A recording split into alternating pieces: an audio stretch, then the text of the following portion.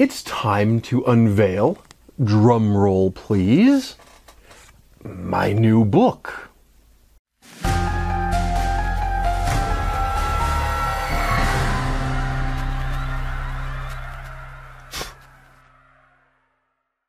I'm pretty excited about this. It's been a year in the making, but it's finally time I can tell you about my brand new book, Case Files of the Rocky Mountain Paranormal Research Society, Volume 2, which I've co-written with the same co-author as Volume 1, Bryan.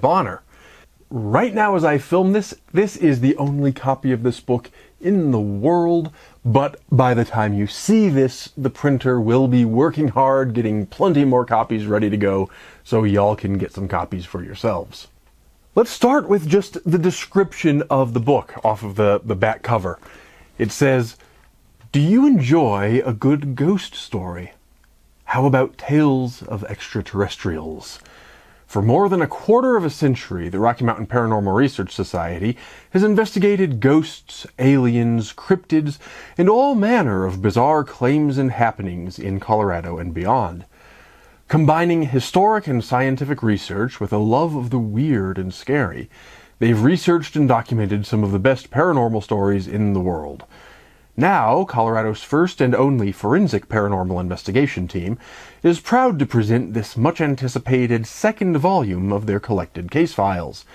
Within these pages, you'll learn not only the ghostly and paranormal stories, but the histories of the allegedly haunted locations and the methods Rocky Mountain Paranormal uses to get to the bottom of some of the world's strangest phenomena. Some of the cases are solved, and others remain deep mysteries, but all are both entertaining and informative. Whether you like ghosts, aliens, monsters, history, science, or all of the above, these case files have something sure to please, and perhaps even to bring a chill to your spine. Some of you have already read Volume 1, and if you have, my sincerest thanks. Of those who've read the first book, quite a few have asked about when another one might be coming. It's alluded to in the text that there will be another volume, and we've mentioned many times that we have more case files than we know what to do with. Well, the wait is over. This Volume 2 will be released very soon, on September 13th, 2024. It's actually debuting at the Colorado Festival of Horror, where we'll be having our book release party. But if you can't make it there, it's also now available for pre-order. All the details regarding how you can get it are down in the What's It, and I really do appreciate anyone who buys a copy, leaves a review online, or tells a friend about it. So what's in the book? Well, it follows the same format as the first one, and traces all of Rocky Mountain Paranormal's open-minded but skeptical investigations into a wide variety of paranormal claims. In this one, we've got 26 chapters covering everything from ghosts to aliens to a Catholic saint and everything in between. And like the previous one, it represents a mix of both solved and unsolved mysteries, along with a handful of essays sprinkled throughout the book to explain our philosophy and our methods. I think you're going to love it. I don't want to blow my own horn too much, so let me give you just a couple remarks from some early readers who've already gotten a chance to review it. Craig DeLuey, acclaimed author of Episode 13, itself a wonderful novel about paranormal investigation, said, and here I quote, "The case files of the Rocky Mountain Paranormal Research Society shows us what real paranormal research looks like. A testament to the search for the paranormal and the extreme passion and dedication behind it. Overall, these case files make a telling record of hauntings, history, investigation, frustration, and tantalizing, teasing mysteries." Actor and novelist Jed Rowan said, "It's a much-needed work befitting an academic treatise in an area often rife with shock value and wild speculation. This second volume of the Rocky Mountain Paranormal series is a veritable guidebook to getting grounded if you're going to pursue the paranormal on your own, or a field manual to make sure you're dealing with legitimate ghost hunting pros, or anyone that claims to be an authority of the unseen realms. A must-read for all paranormal enthusiasts. And author and screenwriter Joe Netter said, Rocky Mountain Paranormal's investigations are informative, intelligent, and, most importantly, honest and real. They aren't two guys running around with flashlights screaming ghosts. They take a hard look at the evidence, and while the results vary, their continued search for the truth does not. So let's talk a bit about what's actually in the book, what case files are actually covered. To begin with, since this is Volume 2, some people might wonder, do you need to have read Volume 1 for it to make sense? Not at all. While I'd certainly love if everyone read both books, each volume does stand alone. There are some cross-references between the two volumes, so some of the same historic characters that showed up in Volume 1 make another appearance in Volume 2, and people who read both will be able to trace some of those threads, but each volume contains everything you need to understand its own stories. Each case file is presented complete and on its own in each volume. If you have read Volume 1, you'll recognize the same basic structure in Volume 2. The first part deals with public venues, cemeteries, famous locations, that sort of thing. Part 2 deals with investigations at private residences. And the third part deals with miscellaneous other activities, experiments and media analyses and that sort of thing that don't quite fit into either of the first two parts. Let's take a walk through the table of contents here, and I'll tell you a bit about what's inside. First of all, there are 4 essays scattered throughout the book. One lays out our 10 commandments for ethical paranormal investigation. The second discusses how urban legends develop and evolve over time. Then we have one about how to choose a paranormal investigator if you need a claim looked into. And finally, we examine how the press or the media reports on paranormal goings-on. But the bulk of the book is not the essays. The bulk of the book is about the case files themselves. In terms of the public venues, and by public I mean at least those open to the public. They could be privately owned, but they're known to the public and open to the public.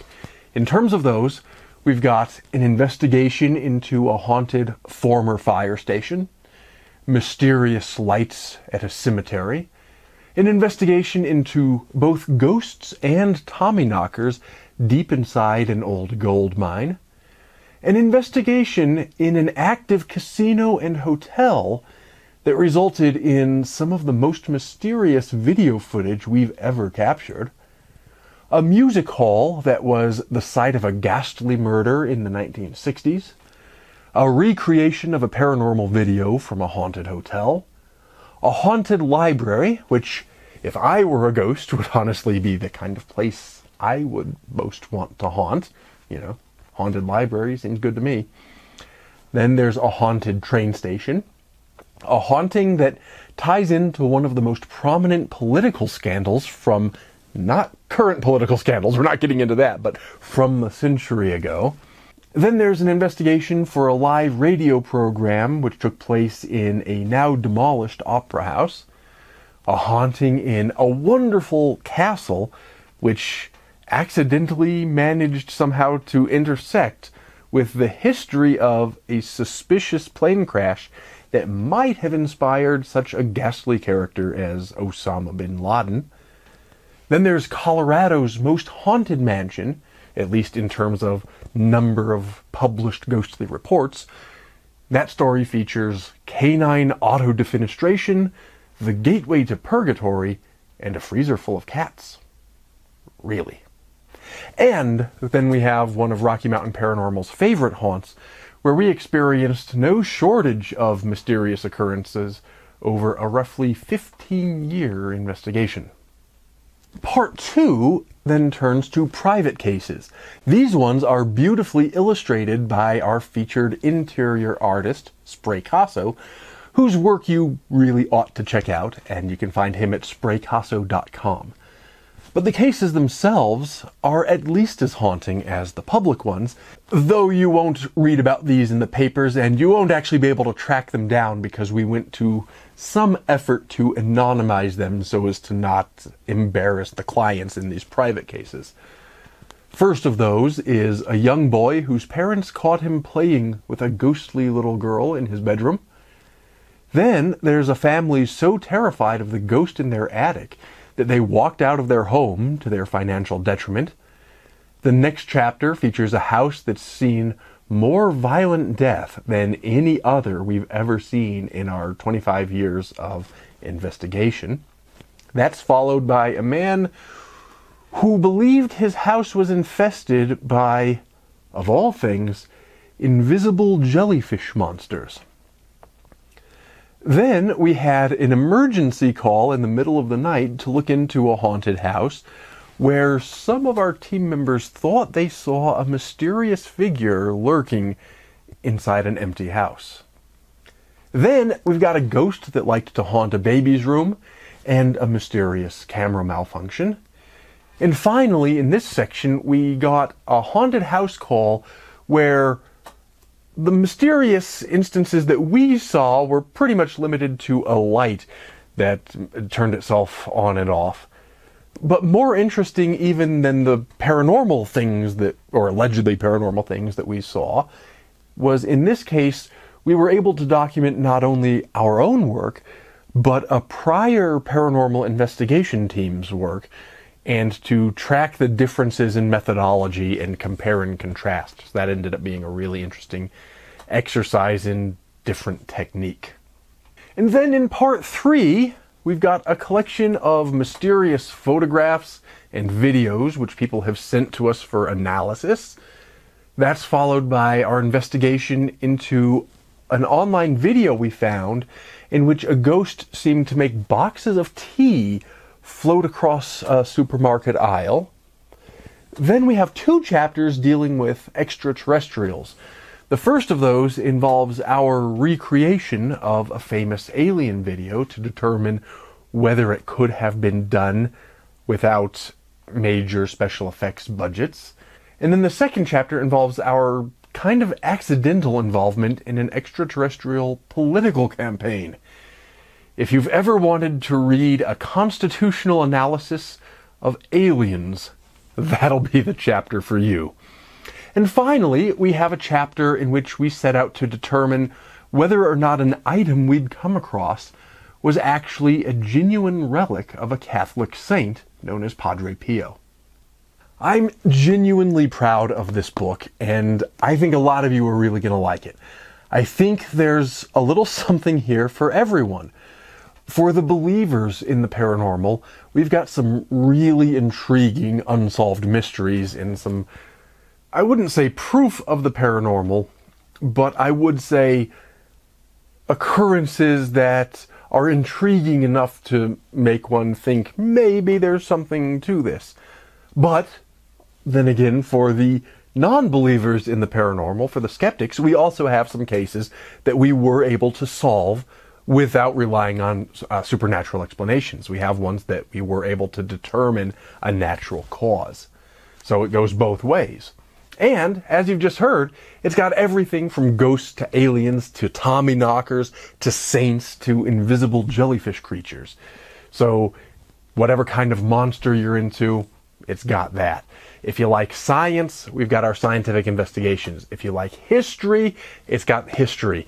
It's got a little something for everyone, I think. It was honestly a blast to write, and I just can't wait to hear what you all think about it. People seem to have enjoyed the first book quite a bit. I think a lot of people were surprised to find that we're not just telling the ghost stories, nor are we just trying to debunk them. We go in depth into the histories of these locations. Then we tell the ghost stories for their own sake, so they can be enjoyed for what they are, whether you believe them or just consider them part of folklore. And then we describe whatever we were able to learn on our own investigations, which sometimes leaned toward the unknown or the paranormal, and sometimes they were solved.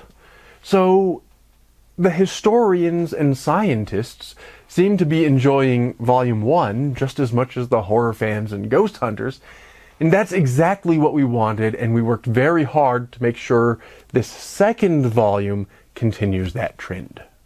As I said at the beginning, it's coming September 13th from Polymath Press. It's available directly at polymathpress.com, where you can also get signed copies. And I'm not going to tell you what right now, but if you check out polymathpress.com, there are also some bonus artifacts, not reproductions, but genuine artifacts from the cases described in these books that are not available from other bookstores. But if you want the books are also available, at least by special order, anywhere you get your books. And of course, you can check down in the What's It for all the details where you can get it directly from Polymath Press, or where you can learn what you need to know to find it elsewhere. A million thanks in advance to everyone who's buying a copy. And as always, take care and stay scared.